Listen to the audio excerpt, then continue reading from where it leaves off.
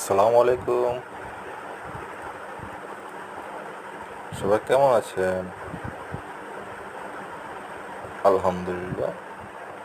আশা রেখে সবাই ভালো আছে। ছাদ বাগানে ফল কাটতেছি দুপুরে খাওয়ার জন্য। একদম তাজা তাজা ড্রাগন এবং মৌসুম শেষ হয়ে যাওয়া আম। এখনো কিছু ফল আছে ছাদে। হঠাৎ মনে হলো আপনাদের সাথে শেয়ার করি, হয়তো ভালো লাগবে, হয়তো হিংসে হবে, তবে আশা করি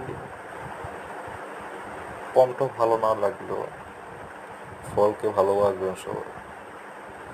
আর চেষ্টা করবেন ফরমালিন মুক্ত ফল খাওয়ার জন্য। আর যদি ছাদে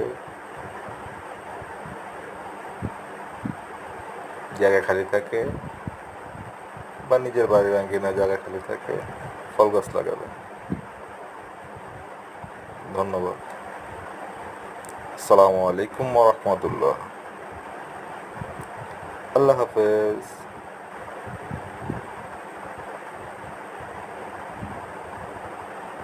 চ্যানেলটি সাবস্ক্রাইব করবেন প্লিজ।